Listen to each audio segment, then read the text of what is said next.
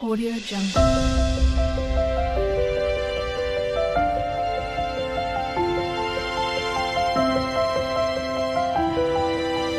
Audio Jungle. Hi friends, welcome to Veena's cabin. నేను ప్రవీణ.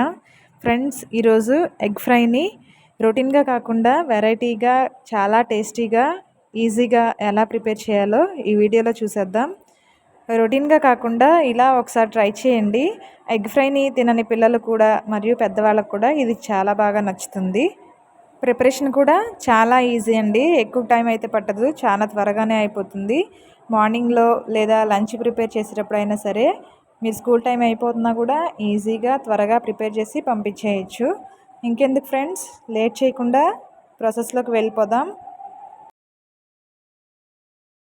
ముందుగా stove on చేసుకొని ఒక కళాయి పెట్టుకొని, కళాయి హీట్ అయిన తర్వాత 2 టేబుల్ స్పూన్ల ఆయిల్ వేసి, ఆయిల్ హీట్ అయిన తర్వాత 1 టేబుల్ స్పూన్ వరకు ఆవాలు, జీలకర్ర, పచ్చెనపప్పు వేసి అవి చిటపటలాడేంత వరకు వేయించిన తర్వాత 2 రెబ్బల కరివేపాకు కూడా వేసి అది కూడా ఆయిల్లో బాగా ఫ్రై అయిన తర్వాత ఒక 1.5 టేబుల్ స్పూన్ వరకు అల్లం వెల్లుల్లి పేస్ట్ వేసి పచ్చివాసన పోయేంత వరకు వేయించుకోవాలి.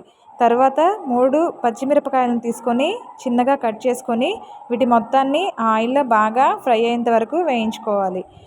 తర్వాత 1 కప్పు వరకు ఆనియన్స్ వేసి వీటిలో బాగా ఫ్రై చేయాలి. ఈ అల్లం వెల్లుల్లి పేస్ట్ అనేది మీరు ఆనియన్ వేసిన తర్వాత అయినా కూడా వేయచ్చు. నేను తక్కువ మోతాదులో చేస్తున్నాను కాబట్టి ముందుగా వేసి వేయించండి. ఈ ఉల్లిపాయలు అనేవి త్వరగా వేగాలి అంటే కొంచెం సాల్ట్ అనేది దానిలో వేస్తే సరిపోతుంది. సాల్ట్ కూడా వేసి మళ్ళీ ఒకసారి బాగా మిక్స్ చేసి మూత పెట్టాలి. ఈ ఆనియన్స్ అనేవి గోల్డెన్ కలర్ వచ్చేంత వరకు బాగా వేయించిన తర్వాత సన్నగా తరిగిన ఒక 2 టమాటాలను తీసుకొని 1 కప్పు వరకు వీటిలో వేసి కొద్దిగా పసుపు వేసి వీటిని బాగా మిక్స్ చేసి మూత పెట్టి టమాటాలో ఉండే వాటర్ అంతా బయటకు వచ్చేంత వరకు ఉడికించాలి.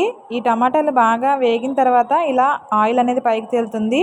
ఆల్రెడీ సాల్ట్ కొంచెం యాడ్ చేసాం కాబట్టి కొంచెం ఒక 1/2 టేబుల్ స్పూన్ వరకు సాల్ట్ వేసి, ఒక 1.5 టేబుల్ స్పూన్ వరకు కారం వేసి, ఒక 1/2 టేబుల్ స్పూన్ ధనియాల పొడి, 1/2 టేబుల్ స్పూన్ గరం మసాలా వేసి ఈ మిశ్రమం మొత్తాన్ని బాగా మిక్స్ చేయాలి. ఇది బాగా వేగిన తర్వాత ఎగ్స్ ఒక 4 తీసుకొని 1 బై 1 ఇలా బ్రేక్ చేసి దానిలో వేసేయాలి.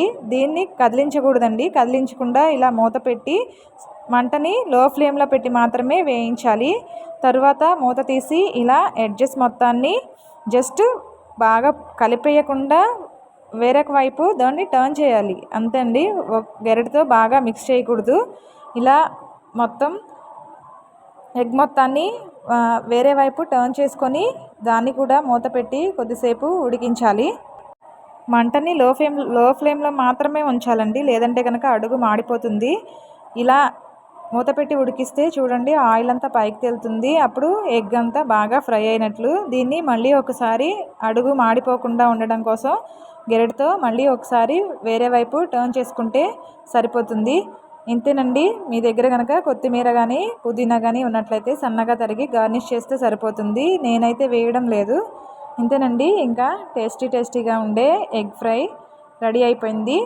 దీన్ని ఒకసారి మీరు కూడా ట్రై చేసి ఎలా వచ్చిందనేది నాకు కామెంట్ సెక్షన్లో కామెంట్ చేయండి. థ్యాంక్ యూ ఫ్రెండ్స్, నాదొక రిక్వెస్ట్ ఉందండి. నా ఛానల్ కనుక మీరు ఫస్ట్ టైం చూస్తున్నట్లయితే తప్పకుండా నా ఛానల్ని సబ్స్క్రైబ్ చేయండి. ఈ వీడియో కనుక మీకు నచ్చినట్లయితే లైక్ చేయండి మరియు మీ ఫ్రెండ్స్ అండ్ ఫ్యామిలీ మెంబర్స్కి షేర్ చేయండి. Thank you friends. Thanks for watching. Bye.